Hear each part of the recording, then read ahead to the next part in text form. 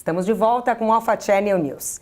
Diante da correria da rotina, quem é que não busca soluções práticas para otimizar o tempo e ainda assim atender às necessidades do dia a dia? Uma novidade no mercado são as estações de autoatendimento, à disposição 24 horas por dia, 7 dias por semana. Ao meu lado está Ana Paula Moraes, gerente-geral da Honest Market Brasil, empresa pioneira no segmento no país. Seja muito bem-vinda, Ana Paula. Muito obrigada pela oportunidade de estar aqui. Imagina, prazer é nosso. E como que surgiu essa ideia de trazer esse conceito de compra aqui para o Brasil? Na verdade, esse conceito começa lá atrás, quando um dos nossos sócios, nós somos 3 sócios na operação, um dos nossos sócios, que é o Murilo, resolveu morar fora do país durante um tempo, isso lá em 2013. E aí ele resolveu morar na Austrália, foi fazer a primeira compra e viu que não tinha ninguém, na verdade, no mercado para passar aquelas compras que ele tinha feito. E achou aquilo fantástico, né? Um modelo realmente baseado em honestidade. Passou um tempo, morou fora, voltou para o Brasil e aí resolveu empreender em 2017 abrindo uma empresa de refeições ultracongeladas saudáveis, era bem específico. E aí lembrou daquele modelo, então em vez de distribuir isso para o grande varejo, para grandes supermercados, ele resolveu utilizar desse modelo para colocar estações dessas refeições dentro de empresas. Então testar realmente essa questão da honestidade das pessoas. Focado no universo corporativo. No corporativo. Então tinham lá os freezers, que eram basicamente um freezer carregado de refeições, snacks, sobremesas, em que as pessoas pegavam para consumir e elas mesmas faziam um pagamento numa máquina que ficava à disposição deles.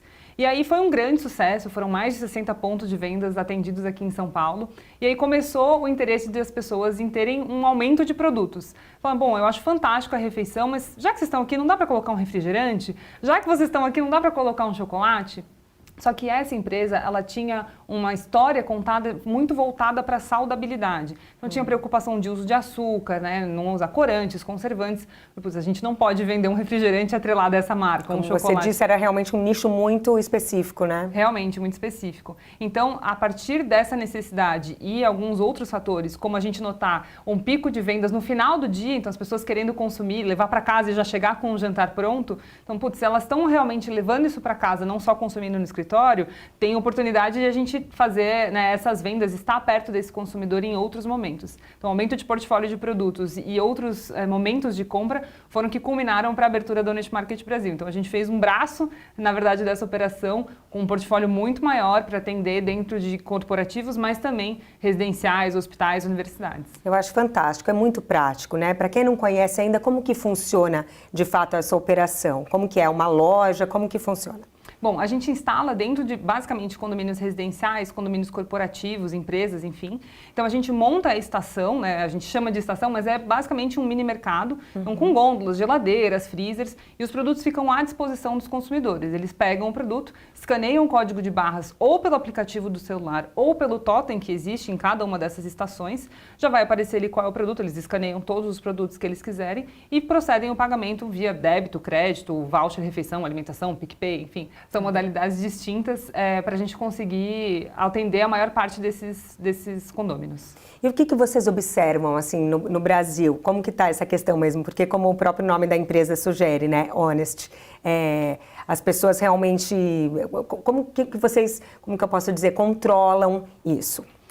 Bom, é importante destacar também que nós somos uma franqueadora, então desde que a gente surgiu com esse modelo de negócios maior, na verdade, né, ampliado, a gente notou porque outras pessoas já queriam consumir e já queriam replicar esse modelo. Então a gente tinha operação através de um sócio operador em Porto Alegre, depois abriu em Santa Catarina e, puxa, existem pessoas realmente querendo replicar. Então a gente instalou mais de 130 franqueados já possuem esse modelo de negócios, em que essas pessoas ficam...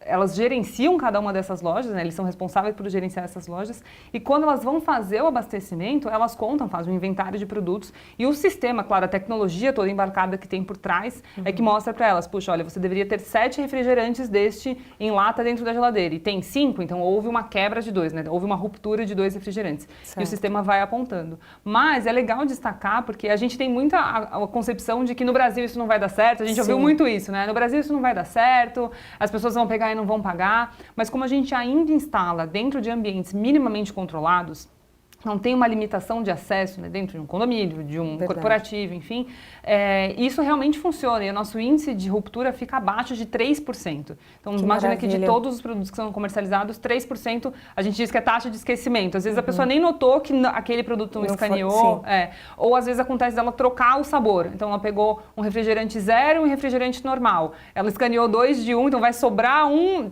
de um modelo e vai faltar um de outro na contagem. Entendo. Mas e dentro do corporativo, esse número é ainda menor, né? Ninguém quer ser chamado no RH porque não pagou um refrigerante de 3, 4 reais. Não, é muito bacana esse sistema.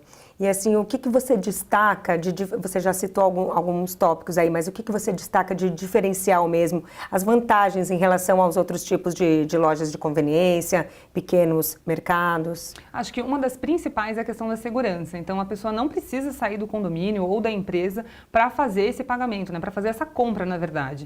Então, a gente trabalha com um mix de produtos muito assertivo, a gente faz uma pesquisa de intenção para cada condomínio, porque existem condomínios que são mais são mais familiares, não tem ali um número de dormitórios maior, o perfil é mais, né, jovens famílias, tem perfis de condomínios que são mais jovens, solteiros, tem o perfil de mais idosos, e para cada um desses perfis existem produtos uma que demanda são... diferente, né? Exatamente. Então a gente faz essa adequação e realmente consegue trazer esse portfólio mais ajustado. E o fato de não precisar sair do condomínio, estar disponível 24 horas por dia, 7 dias por semana, porque como nas estações o próprio consumidor é quem faz o pagamento, a gente não precisa ter funcionário ali na ponta, né? Esses franqueados não precisam ter uma pessoa na operação dedicada. Então, justamente por não ter funcionário, a gente consegue trabalhar dessa forma 24 horas por dia. Então, a gente vê compra no Natal, na madrugada, na virada do ano, sabe? É muito legal de poder oferecer essa conveniência. E, claro, a própria questão, como eu disse, da conveniência, de você estar com vontade de comer um chocolate, ou estar no intervalo do jogo, quer pegar uma cerveja. Então, a gente está ali para o consumidor no momento em que ele mais precisa, né? Mais perto dele,